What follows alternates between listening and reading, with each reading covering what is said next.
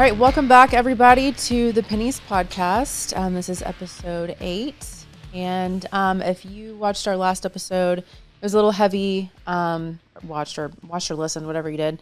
It was pretty heavy, and we kind of got into some real emotional things, suicide, PTSD, a lot of things that spouses deal with their husbands in the military and things like that. One of like the main things I think that I really want to talk about that's really big, that I think everybody goes through in life every now and then, would be grief. And so one of the most impactful stories I've personally ever experienced was from one of my dear friends, Sabrina, who I have with me today.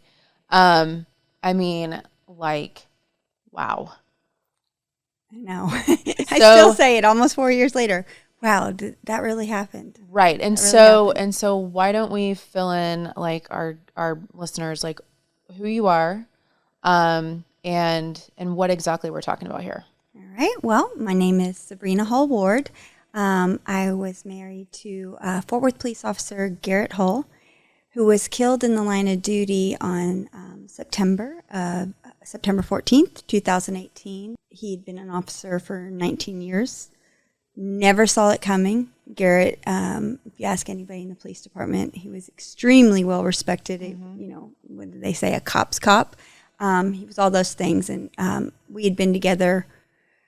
Well, the only thing I knew of Garrett was a cop. Right. I mean, we dated. He was a police officer. I was trying to think the other day, like, how long was I really with him? But it was my late 20s, all my 30s, and half my 40s. So pretty much my whole adulthood that I remember. Yeah. I was with him. So he came home every night from work, and then one night he didn't. And that is still something that I haven't quite wrapped my brain around. Right. And so, grief is a big one, and it's something I'm constantly dealing with. So when we started talking about that, I thought, I get it. I have some grief stories to share, but I also have some stories on what I'm tried to do these last 3.5, almost 4 years to carry on with that grief. Because it's hard to do that. Like if you get stuck, because a lot of people get stuck. It's so easy to get stuck. Yeah. And I mean, grief can look so different from person to person. Like we were just talking about right before we started this podcast, is it can look like, sitting in your room for like a week straight and not eating or bathing or anything, which seems crazy. But like grief does some weird things to the brain and the heart. And, or it could look like drinking yourself to death. Well, I mean, those are definitely all things I experienced, not the drinking myself to death, but definitely drinking kind of at a heavier rate than I was always just a light social drinker. Yeah. And I think that first year I look back and I'm like, man, how did my liver survive that? But, and I actually had the opposite too with grief, where I did have the days where I couldn't get out of bed, I couldn't function, but I had the other where I had to keep moving, keep going, so that I didn't have to deal with it. And process. Yes. And think about the new reality. Dude, I felt like Thumper from Bambi. Like I just kept bouncing, kept bouncing. And I mean, if I'm being real, Sabrina, you still do that. I think that's part of who you are. I do think that naturally. But I think that, and this is just my own thoughts, just knowing you throughout the years and knowing you after that happened, is it did seem almost like a coping mechanism. For me, it was. You picked up a lot more and you kept a lot more busy once you kind of transitioned out of the stage of just pure depression. Yeah. You know what I mean? And that fog. And I know like anybody who's listening who's actually lost somebody that they care about, they'll tell you like there is this, there's parts of that first year after Garrett was killed that I really struggle to remember, which breaks my heart. And it makes you angry and depressed. Like, how come you can't? I want to remember every moment, because now I know like how fleeting life is.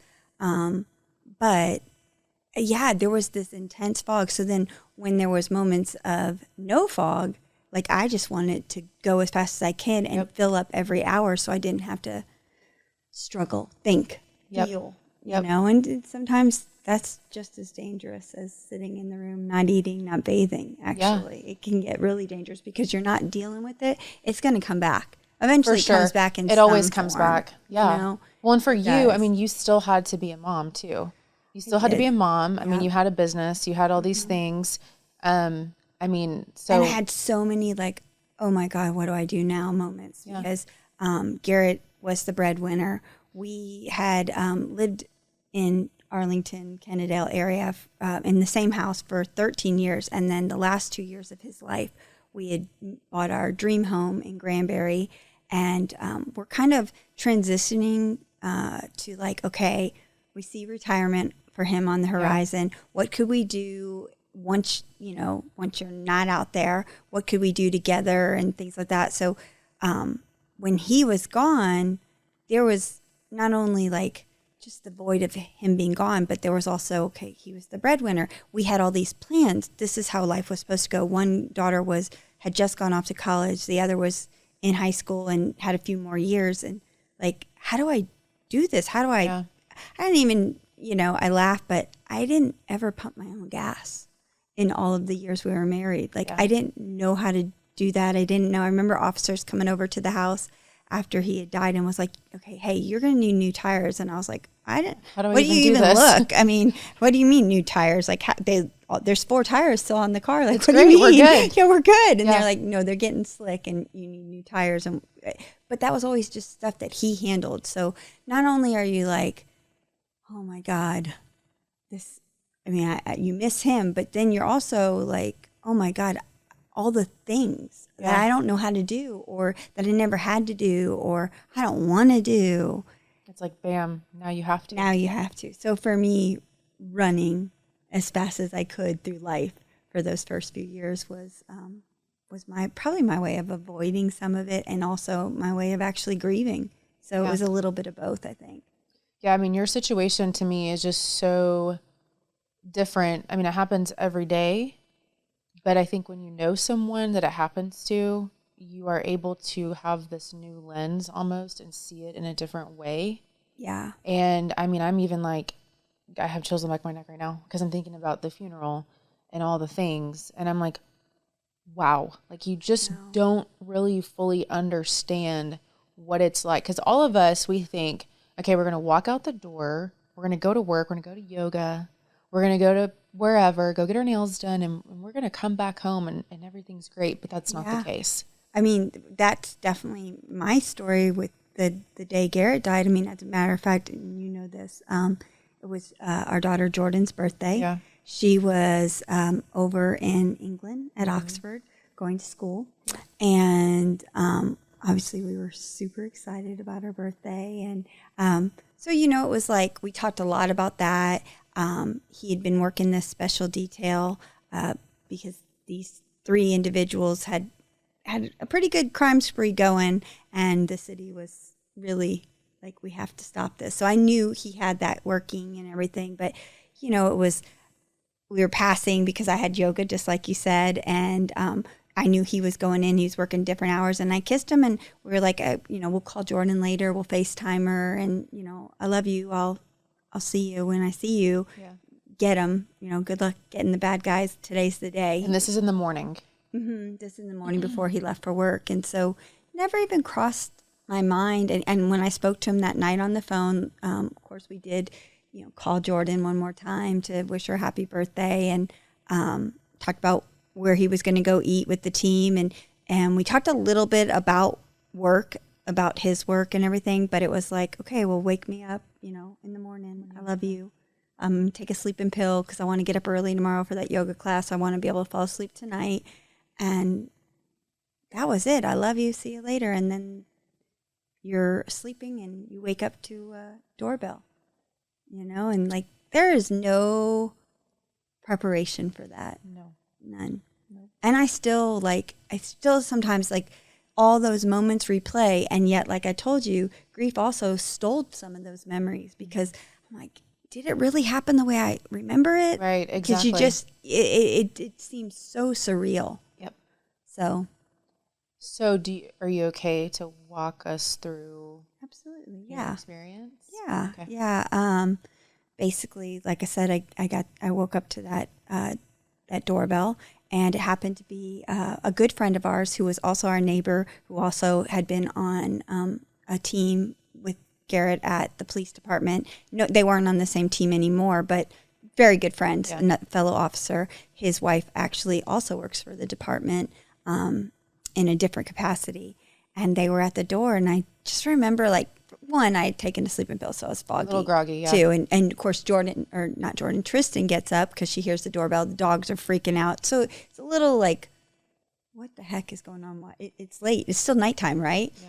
And even when our friend was like, hey, open up, I still didn't understand why there'd be somebody at our door at night. So I said, no, I wouldn't open it. And then his sweet wife was a calming voice and was like, Sabrina, it's me, open the door. So I did. And they were unable to tell me much of anything except for to get dressed. We had to go to the hospital that something had happened. And I mean, you knew Garrett. Did it ever cross your mind that you would wake up and see the news and his face would be on it? Like, really, out of all the people, out of all the officers that you've met, all the first responders, he was the biggest, the toughest. Yeah, it was like totally squared away. Had been doing it for so long. Yeah. So none of that made sense to me. And I remember saying, give me a minute, I need to go pray. Because in my head, like, it definitely wasn't him being shot or anything. I was going to ask, what were you thinking in that moment? You were like, okay, this is... I thought he was hit, like, in a car accident because, I still wasn't really sure what time it was, too. And I thought, it was a long drive. We lived, an hour away from where he worked. So I thought maybe a car accident. At one point, I did start to, like, let myself think, like, he got shot. But in my head, honest to God, the only place he got shot was his hand.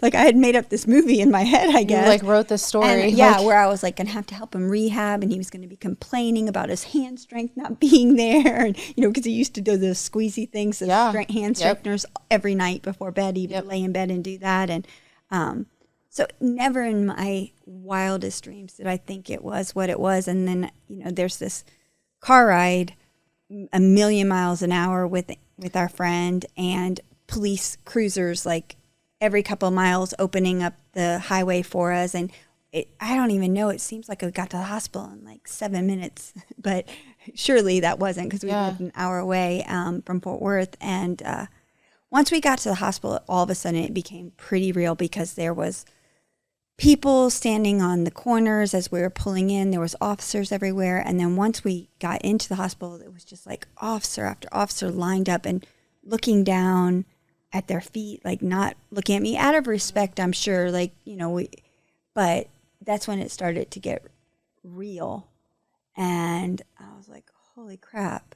This isn't what I thought it was. And I think panic sets in. But then, we sit down with the doctor, surgeon, and who was very black and white, and told me point blank that Garrett had been shot in the head, like in the forehead, and chances of survival were not good. And what did I want to do?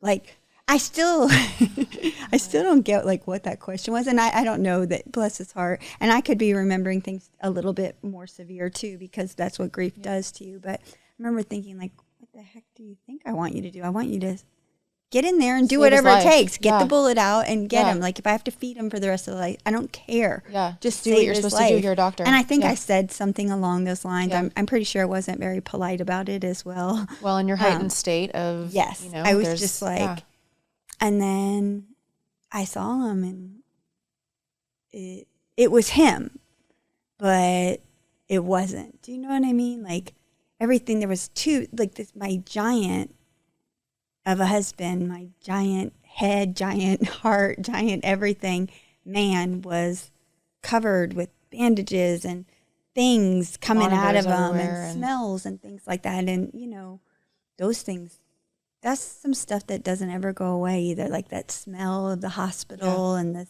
the sounds, and, that stuff, that all plays into that grief. That all sneaks up on you. But that was, he ended up dying on the 14th, was pronounced brain dead.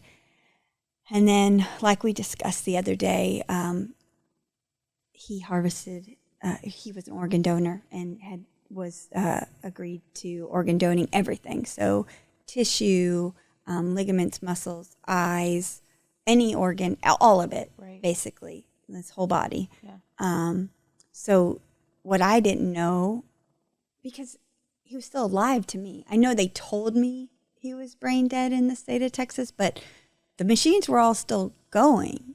Yeah. And keeping him. He was still Garrett in that bed. Do you know what I mean? Like, yeah.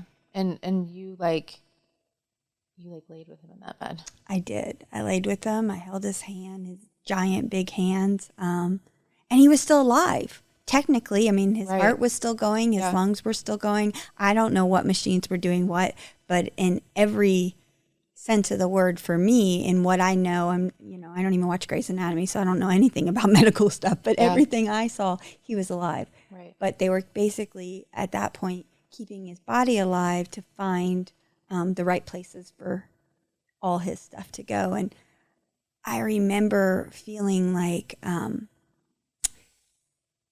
he went to work and he just never got off the shift. He kept working. Even when the doctor said, like, he's no more, he was still. He was still giving. He was still protecting people. He was still saving lives, like he went to work to do the day before. Yeah.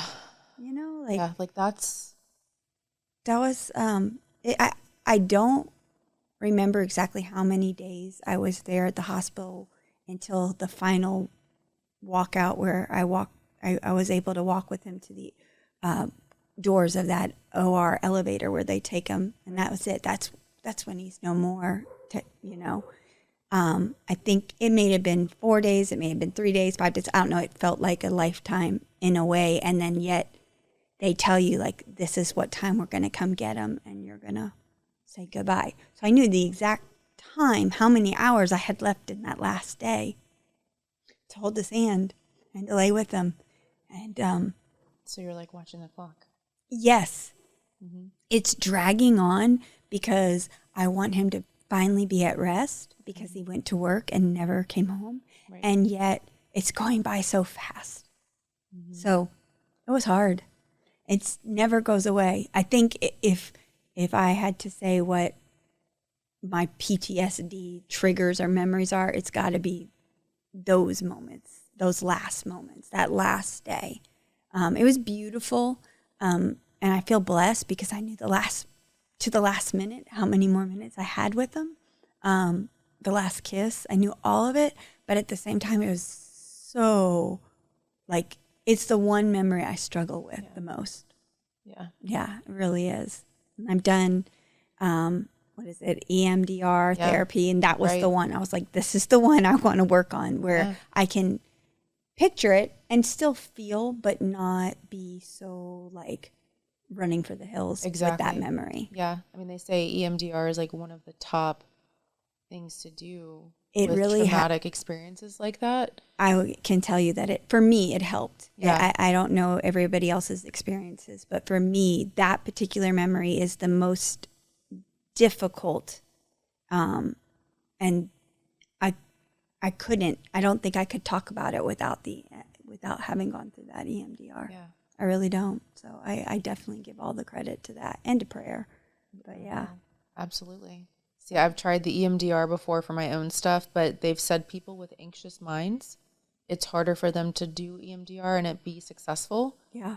Because it's almost like you're questioning your own. I was going to say, you have to surrender to it. Absolutely. Because you're like, how is this working? How is tapping and doing my eyes? Like, how is this really, this is going to make this horrible feeling that makes me feel like I'm not going to be able to breathe go away, whatever. I definitely was there, but I think I was so desperate for a solution that I let myself finally surrender. At that point, I was like, just anything to not feel this pain. Right, like help me process this. Which is why you run, you drink, you do all these things. Right. I mean, gosh, I know widows, and sadly, that becomes your whole friend group after something like this because it's people that can relate, and they'll tell you like tattoos and piercings and drunk nights or sex, random sex, things like that, just because you just want to do anything that makes you not feel. what you're feeling inside. Right. And Which I get it makes sense. It totally makes sense. But then like to pull yourself out of that and kind of get like a bird's eye view of like, okay, what am I actually doing though? How am I helping myself? Yeah. You know? And I think to kind of transition to like what I think is the biggest thing here is it's on your shirt. Yep. To me, like it's almost like you're using this as a tool. I am. So we have these acts of kindness that we're talking about today. Mm-hmm. So you started Mission 3105. Mm-hmm. Tell us about that and how you kind of decided to do that, where that stemmed from. Okay. After Garrett's death. So Garrett's badge number was 3105, mm-hmm. and it meant a great deal. He had left the department for 2 years and went into the private sector, still in security and private security and things like that. But he went back to the department, and at the time they had just changed the rules, and so when you went back, you had to like go through academy. It was like going back. Yeah. And so he lost his badge number 3105. So he lost that ID. And he had this ID, and I actually I can't even tell you what that other ID was, but it was probably in the 4,000s and annoyed the crud out of him because he had all this, he had like all these years, right? All this tenor, and now he's got this like high ID. But so 3105 was a big deal to us, and he was always my 3105. And I guess really like I needed anything good, because I felt like, especially that year in 2018 when he died, as we know, there's been a lot of negativity towards law enforcement in the last few years. And they've had a target on their backs. And so everything in the news just felt like dark and heavy. And it was getting pretty depressing. And I knew I needed to focus on something else. And one of the things that I just have never been able to I just have so much respect for Garrett that even in his last moments, he just kept giving. Yeah. I mean, he just kept giving. He kept trying to protect and save who he could. And so I was like, I got to focus on the good. I got to focus on that. So Mission 3105 was born of that, and basically of all the kindness that was shown to me after his death. It still overwhelms me to this day. The donations, the cards, the letters, the people standing on the street with posters saying we love you. We support the police. We support Fort Worth. The people that came out to funerals and ceremonies and candlelight vigils and stuff. Our family was just shown so much love and kindness from faceless people, really, like strangers. Yeah. And I thought, they have no idea how they changed the course of my life in a positive way. How could I do the same? And that's kind of how it started. And I thought, well, 31 acts of kindness. The month of May has 31 days. It's the fifth month of the year. So 3105 was born. And when I did it that first year, I realized, like, every day I got up, and instead of just thinking about he's not here, I started thinking about, what could I do today to be intentional? What can I do today to make somebody else's life a little bit better, like he did? And slowly but surely, it started to heal me.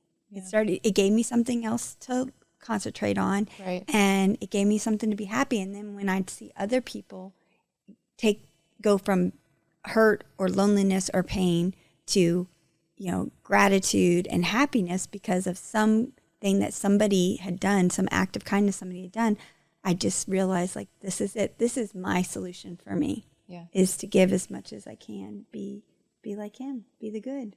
And that's really what Mission 3105 is. We're not a charity or a foundation or anything like that. It is really just a movement or a social awareness of trying to spread good intentionally, which is why we do it in the month of May, so that, would it be great if we did it every day of the year? Yes, it totally would. Yeah. And I strive for that. But at least I can give of myself for 31 days in the month of May to be intentional and to really think about what I can do. And that's how it started, and that's what it is. And I've just been blown away. Yeah. I've been blown away. So not to like say that you have a favorite thing, but I'm curious because a lot of things have happened over the years. People have done some crazy things in a great way. Cool things. Yeah. What is the number one thing that sticks out in your mind that you were just like, I cannot believe that this happened? Well, I mean, I always think it's really neat because so how Mission 3105 works, because it is on social media, is people will tag you or use the hashtag Mission 3105 or send me that. So I get a lot of like little kids doing things, like wanting to bring their teacher something special, or wanting, if they see a police officer at a gas station, wanting to buy them a drink and a candy bar, or if they're out at a restaurant. So that's always a really fun one when I see the kids like want to do something. That's amazing. For somebody else. Yeah. Like, that's freaking so cool. But let's see, God, there's been so many. But recently my best friend donated a kidney. Yeah, I saw that. Yeah. That's And insane. what are the odds that it would be in the month of May? And yeah. I mean, really? Yeah. So that's huge. Yeah. It was pretty amazing. So that was like, that's probably at the top of my list. Mm-hmm. How is she doing? She's doing really good. She's doing really good. May 4th was her surgery, but okay. She's healing and hurting all at the same time. Her body is like not happy with her, but she's doing really good. And I'm just so proud of her and the brave acts. But that one stands out. I love, a lot of people will tip $31.05. Yeah. I love that one. That one really, that one's really neat. There's just so many. There's so many. Of course, I love animals. So, when people go and donate to the blankets and the toys and the food. Oh, yeah. It's like the shelters and things shelters, like that. That's always. That's a big one for me. Like, that's like a heart grabber right there. Yeah. But even like, my mission today was, especially because this weekend, Mother's Day is, any milestone holidays they're difficult for people that are grieving, people that have lost. And a lot of times, lost their parents, or maybe a miscarriage, whatever it is, lost a child. Mother's Day is particularly hard. Lost a wife who was the mother of their children. I mean, there's so many. So I woke up today thinking this weekend was beautiful and wonderful for so many, but it was probably really, really hard for so many. So today I'm going to be intentional and go through my friends list, if you may, or all my contacts, and pray for those ones that I know this was a little bit harder for this weekend. And they take a brave face, and they don't want to talk about it. You don't want to be the one that's always complaining, or always stuck. So sometimes it takes a outsider to say, you know what, I'm praying over you. I get you, and you don't even have to say it. I'm gonna pray for what you need. Yeah. So and that was the breakthrough. That was mine today, which I always think is a really neat one. Yeah. So I love all of that. It's like you are, because for me, when people pass away, because I've lost my dad. I know, I remember. And for me, it's like, and I think for a lot of people, keeping them alive, keeping their memory alive, especially like, in your situation, you've got 2 kids, like keeping that going so that you don't have to it's, for me, it's not something that you just forget about. You have to keep it alive. You got to keep them. I mean, I talk about my dad all the time to my kids. My son never met my dad, but he will say like, is Papa in heaven? I'm like, how do you even but I think it's because we talk about it and we keep it alive. And like this Mission 3105, you are keeping him alive in like the greatest possible way. I mean, it's just like honoring him. And like you said, I mean, that's the part that touched me the most is like when we were on the phone that day and we were talking about this, I'm not joking. I had chills all over my body. The way you described how he just kept giving. He did. Like literally like everything and kept fighting. Well, and I think I probably told you that the other part of that for me, on top of like how much he gave, was like he could have been, and trust me, he was a grumpy old bear, that. But for those of you that didn't know, I mean, he was your typical first responder. Like they see all the worst, so they can be a little bit hardened, callous, desensitized to certain things. Yet he also still really made the effort to see the good in people and like got mushy over puppies and babies and which you sweet can't stories. I mean, in this picture you can, but like in real life, seeing him like real, like full size, serious? You're like, there's no way. Yeah, before we started dating, I couldn't stand him because I thought he was like this really serious, tough guy who never smiled. And then, that definitely wasn't the case. He was actually extremely mischievous and funny and soft and sensitive and sweet. And he could have chosen to only focus on the bad. And I'm sure there were years in his career that he did. Yeah. I mean, I think, talking to Eddie, I'm sure military. You can't help it. I mean, yeah, you can't. That's the life you're living. You get like a sick, twisted sense of humor when you see all sorts of gross, you see the worst of the worst. And the way you like talk that. to, like, I'm sure he talked to his, his guys in a way that was one way, and then he would try to talk to you in a certain. I mean, sometimes Eddie and I the deal with things that. he would say, I would be like shocked. Yeah, and then later, I once I actually had my own grief, I was like, oh, I get it. I get it now. I get why some of the stuff they joke about, which seems so dark to a civilian, is actually their way of coping with the 100%. Crap. So yeah, that was the other thing about Mission 3105 is that he could have chosen to only focus on the bad days, and he didn't. Yeah. He focused on the good. He was excited about the possibilities and the good things that were going on in our life. And so that was the other reason I thought, this is so good. There's plenty of bad crap going on out there on social media. I mean, constant being shared of the worst of the worst. What if we started sharing some of the good? Started changing, the dialogue a little bit. Yeah. So I love that so much. Yeah. If there was more of that, where would we be? I don't know, but this you know what is I a mean? Good place to start. Yeah. Yeah. It is. It's a good place to start. And especially seeing the kids doing it, I think, well, if we get kids doing 31 days and being intentional, even if they do 3 days, they're going to carry that on. Yeah. They can, as long as we keep encouraging it. So, yeah.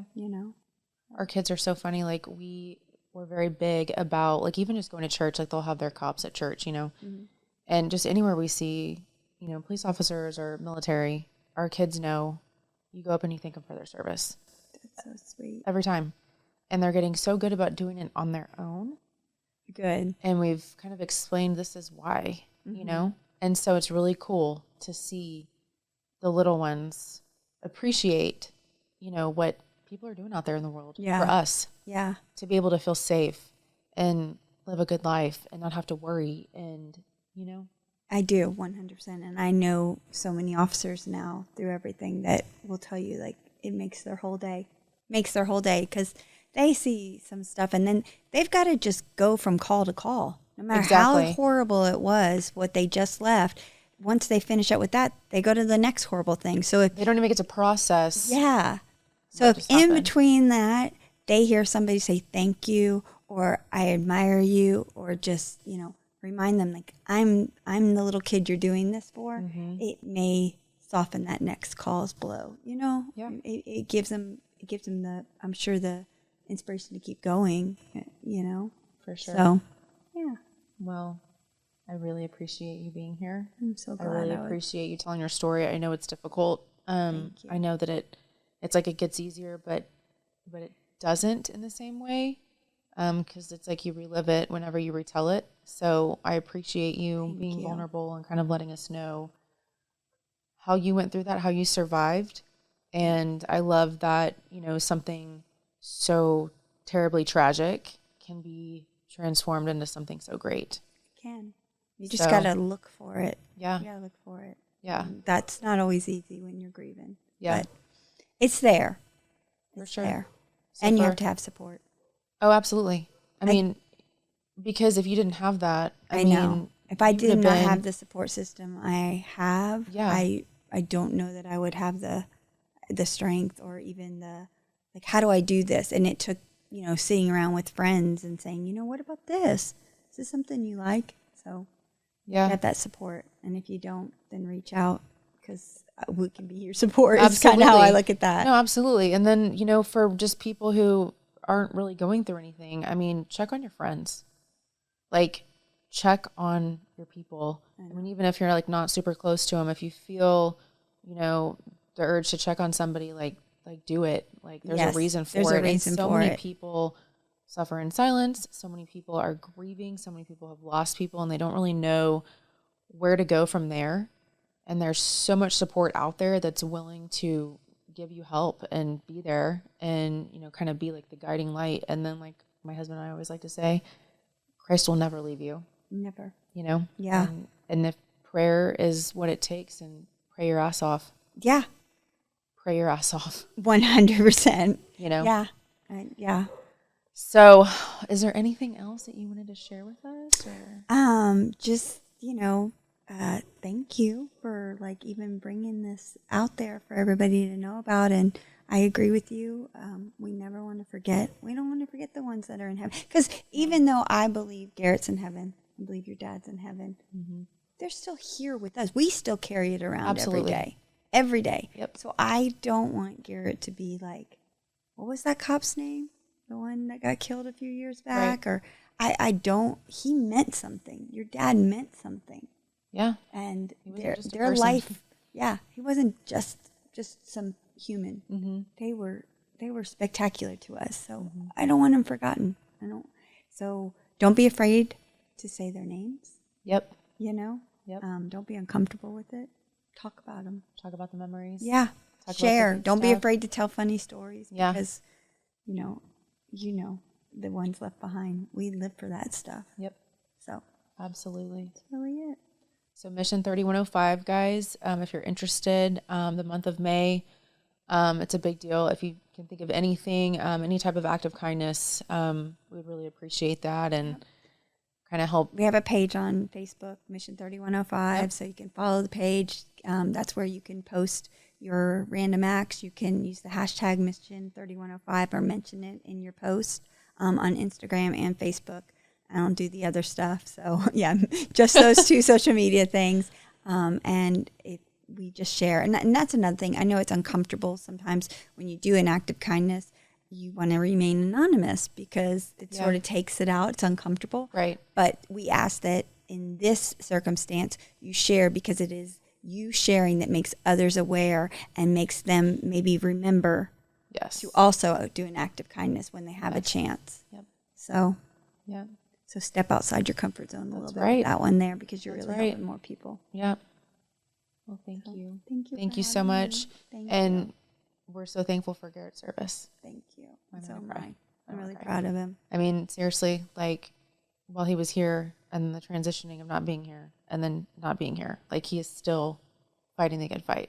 He is fighting the good fight. Through you. And Thank you're you. just an incredible human. So very happy to know you. Yeah, I was married to a warrior. So am I. Yeah, this is why we get along. That's exactly. Oh man. Okay, guys. Well, thank y'all so much for listening. And again, if you know of anyone who's struggling right now, or you know there could be some grief going on, just to open that conversation or just to pray for them, would be kind of something pretty cool. It's a really big act of kindness. Yeah, for sure. So thanks, guys, and we will see you next time. Bye.